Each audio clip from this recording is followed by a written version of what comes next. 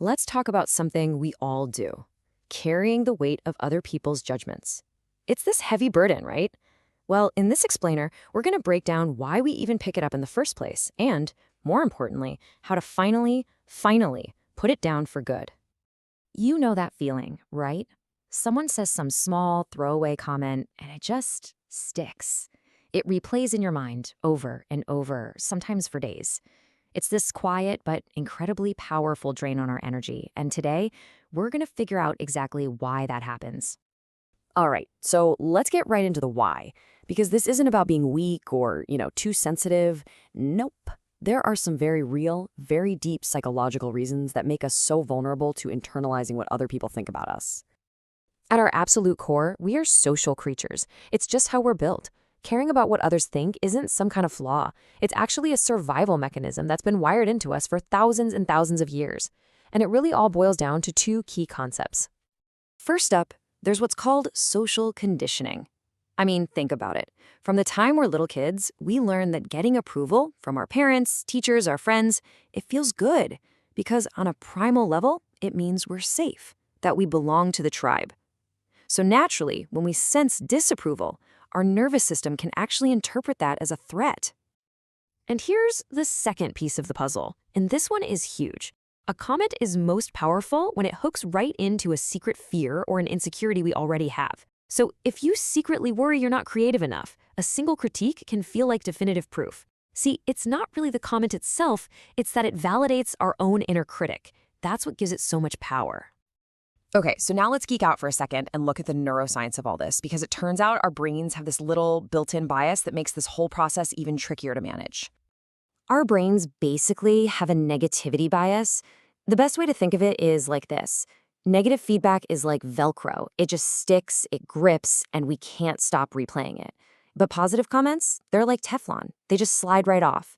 I mean, if you get 10 compliments and 1 criticism in a day, which one are you going to be thinking about when you're trying to fall asleep tonight? Yeah, that's not a personal failing. That's just your brain's ancient survival wiring doing its thing. This is such a brilliant way to reframe judgment. An opinion someone has of you is almost never just about you. It's a projection. It's filtered through their own life, their own insecurities, their own biases.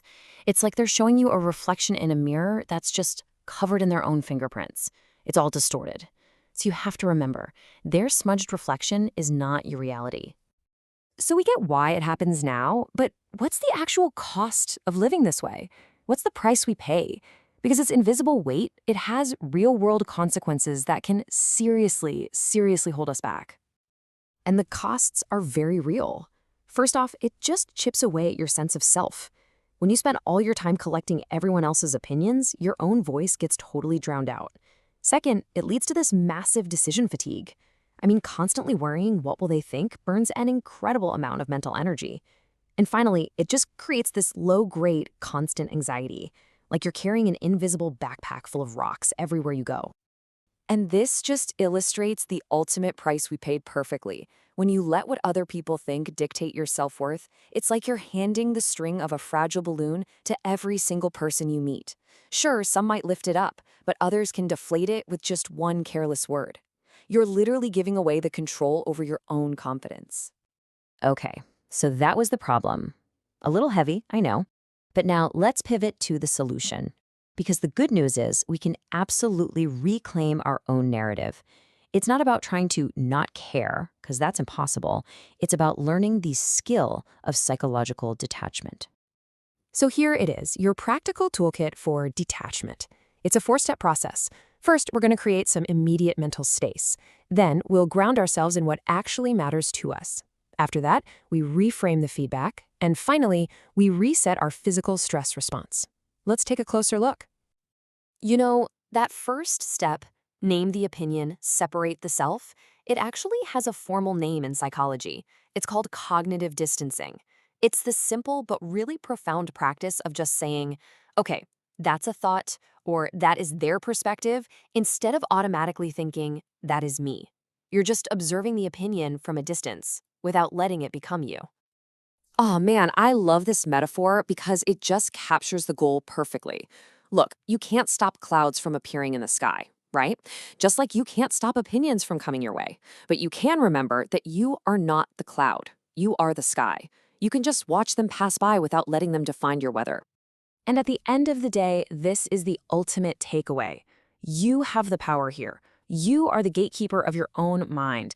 You get to decide which voices you invite inside for a cup of tea and which ones are just noise that you can allow to pass on by. So I'll leave you with this final thought. Take a moment and really, really consider it. What would you do? What would you create? Who would you become if the fear of judgment just wasn't in the driver's seat anymore? That freedom, it is absolutely available to you. And it all starts with a single choice.